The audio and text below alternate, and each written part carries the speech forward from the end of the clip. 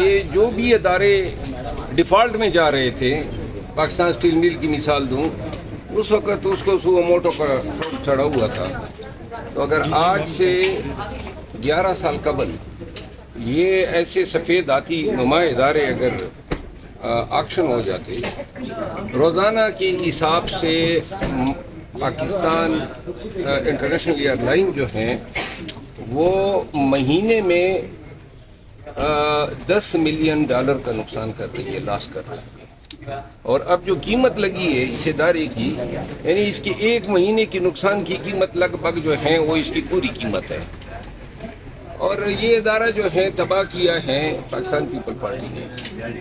انہوں نے اتنے لوگ اس میں بھرتی کر دیے، تمام سیاسی بھرتیاں، اور پھر جتنے یہ اس کے ایم ڈی رہے سیاسی بنیادوں پہ، لہذا تمام نے مل کے ایک قومی ادارے کا جنازہ نکال دیا. ایک زمانے میں 60 اور 70 کی دہائی میں یہ دنیا کی ایک بہترین ایئر لائن میں شمار ہوتا تھا. پی آئی اے کی داستان جو ہے ہمارے ملک کی زب و حالی کی داستان بیان کرتی.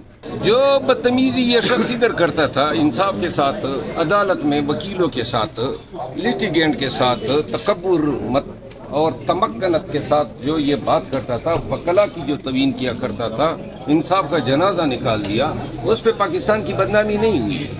اور وہاں جا کے اگر لوگوں نے اس کے خلاف احتجاج کیا تو بدنامی ہو گئی. حسین نقوی صاحب کا کارنامہ ہے، ساری اپنی ٹیم لایا ہے، اور تمام جو افسران اس نے بٹھا دیے ہیں، یہ حضرت جو ہیں وہ اسی پہ خوش ہو رہے ہیں. ان کو پرواہ ہی نہیں ہے جرائم کہاں جا رہے ہیں، عوام کہاں جا رہے ہیں، بس اپنے لوگوں کو کپانا ہے. خان صاحب کی طبیعت بالکل ٹھیک ٹھاک ہے، اشاش بشاش ملے تھا میں پرسوں ان سے. 27ویں آئینی ترمیم کی بات ہے نا، تو لہذا یہ جس طرح ایوان کی حالت انہوں نے بنا دی ہے، فارم 47 پہ میں نہیں لے آئے، پیسوں پہ میں نہیں لے آئے، اور ڈیلوں پہ جو ہیں انہوں نے عہدے تقسیم کر کے 26ویں آئینی ترمیم کی. بڑی امیدیں تھی ان کی کہ شاید 26ویں آئینی ترمیم سے یہ عدلیہ کو کنٹرول کر لیں گے، لیکن اب جب ان کے موافق حالات پیدا نہیں ہو رہے ہیں تو 27ویں آئینی ترمیم کی ضرورت پڑی.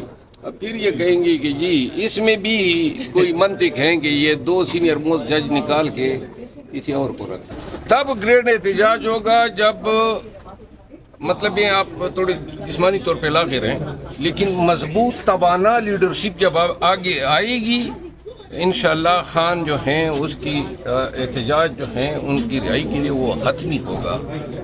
مضبوط لیڈر کون ہیں؟ بہت سارے ہیں، فیصلے کرنے کی دیر ہیں، اور انشاءاللہ ویسے تو خان صاحب کو میں نے اس دن کہہ دیا تھا اور خان صاحب نے اتفاق بھی کیا تھا.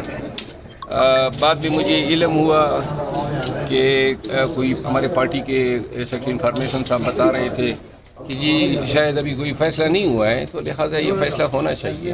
احتجاج کمیٹی جو ہے وہ احتجاج کمیٹی کے حوالے ہی ہونا چاہیے. سلمان اکرم راجہ صاحب نے بات کی ہے کہ شیر افضل مروت صاحب کو ایک موقع دیا جا رہا ہے کہ پارٹی کے بننے کی نامزدگی کی.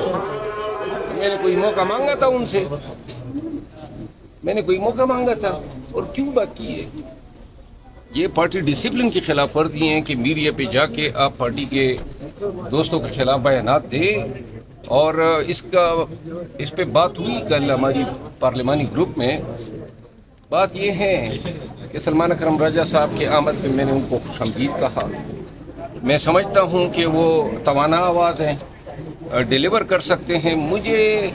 میں پارٹی کے تمام دوستوں سے یہ گزارش کرتا ہوں کہ مجھ سے میرے ساتھ سینگ لڑانا چھوڑ دیں. بھائی اپنے توپوں کا رخ نون کی طرف کر دینا، پیپل پارٹی کی طرف کر دیں.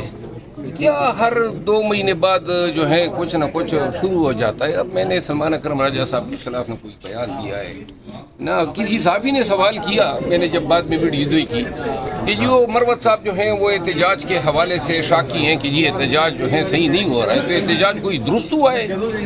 احتجاج کوئی مضبوط ہوا ہے؟ یہ احتجاج کے کیا نتائج تھے؟